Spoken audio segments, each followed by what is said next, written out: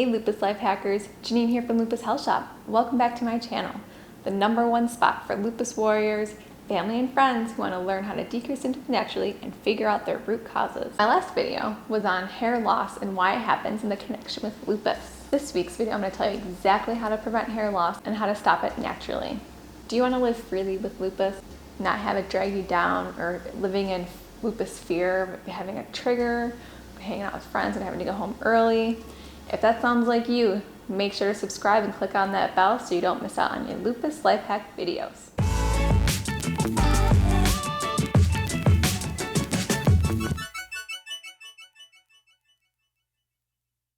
Alright guys, let's dive in. If you haven't watched my video on lupus hair loss, click the video right up here. When you're done and come right over, you can finish watching this one. If you think your lupus hair loss was caused by a flare-up, here are some things that you can do. Sometimes with lupus you have nutrient deficiencies, so it's important to get any testing done. You can have vitamin B12 and B6 tests. You can have vitamin or nutrient deficiencies like iron, magnesium. You can have your selenium. If you think taking vitamin E and folic acid are enough, I get it, I was there and that's what people say. However, there are a few flaws to this method. Vitamin E, folic acid, and biotin are not enough. It's part of the solution, but there are a lot of issues with supplements. In fact, unless you know exactly what you're buying and who you're buying from, you could be wasting your money every single month, because a lot of times they'll put a tiny percentage of said vitamin in the supplement and then they'll market it as, 100% safe, natural, or they can't say safe, but 100% natural, 100% vitamin E. But with vitamin E, there are 8 different types of vitamin E. And to have the best results, you should have all 8. So with folic acid, now this isn't even the right type of nutrient for your body. In fact, it's the synthetic form. The correct form is folate. It's the active form that our body recognizes. Click on the link below if you want to learn more about on vitamin E and folate. Biotin is a great addition, and I have nothing against that. But taking it by itself is like doing 1/4 of the job, and that's not going to be enough. You're not addressing all of the issues. More so, it's very important to have fatty acids. It's more important to have all of them working together synergistically. And what that means is something might work on its own just fine, but when you combine it with other nutrients and other compounds, they work together and they bring out even greater effects of each vitamin or nutrient. That's phenomenal. If you want to save money on supplements and you don't want to take multiple supplements a day, which I hear you, I'm taking that right now with my Candida protocol, which by the way, if you're interested in, check out this video up here. It is awesome. This is helping eradicate underlying embedded bacteria in my body. Anyways, so if you don't want to spend all this money on supplements and you're realizing now after hearing this that you have part of the solution, I highly suggest to take this low maintenance hair oil. It's called Hair Gains. It's something that I've made myself and that I've been using. And it's something that every single lupus warrior is obsessed with because they're seeing results. It's incredible. The hair oil has all of the fatty acids, all of the essential nutrients, vitamins, and minerals natural in its natural form and natural state. There is no production to it. There is no additives or fillers. It does exactly what it's designed to do, and it just works. It's all derived from food, and we know we can get our nutrients best from food.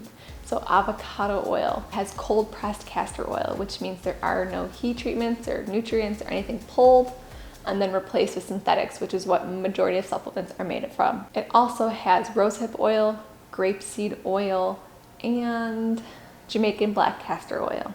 That's it.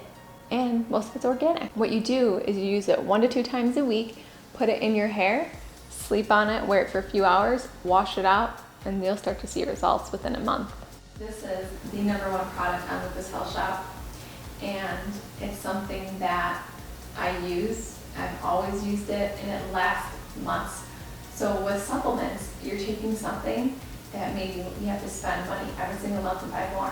With this Hair Gains, you use it twice a week, and it lasts like 3 to 4 months, and it's something you're saving so much money.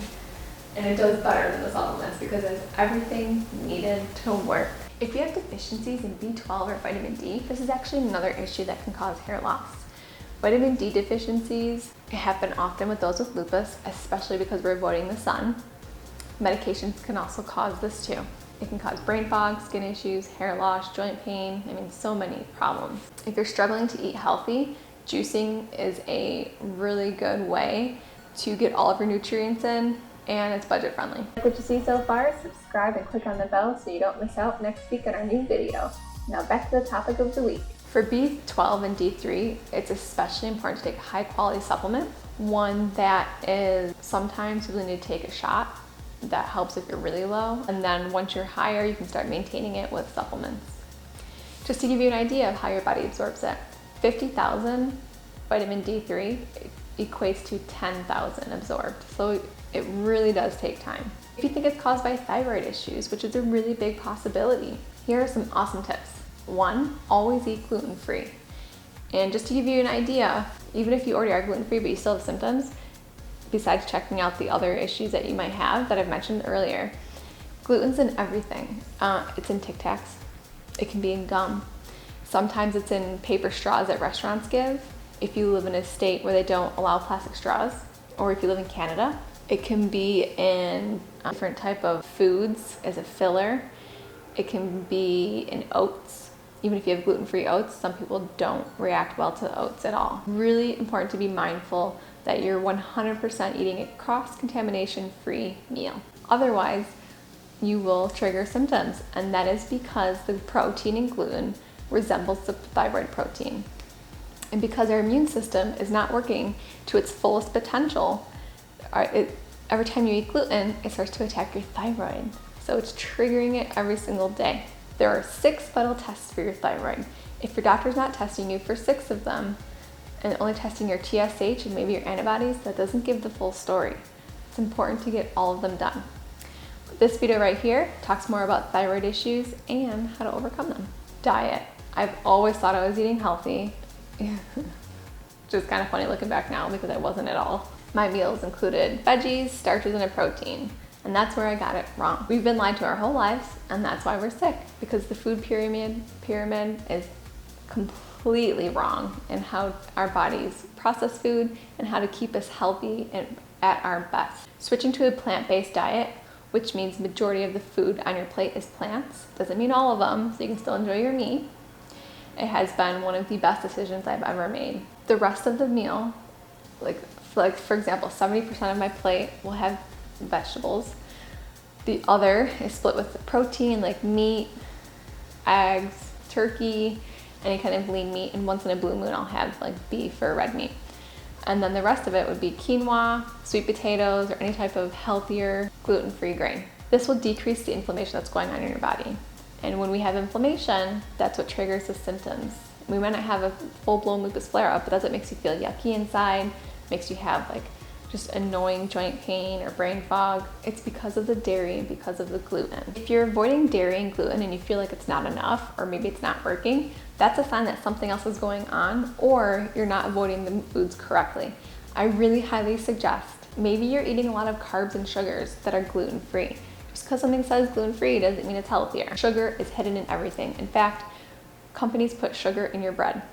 It's literally hidden in everything to make it taste. It's even in yogurt. They add it to granola bars. If you're still struggling, I do recommend checking out the diet called Whole30. This is a temporary thing, and it helps you eliminate any food triggers that you have or any sensitivities, and over time allows your body to heal, and you can replace with better foods.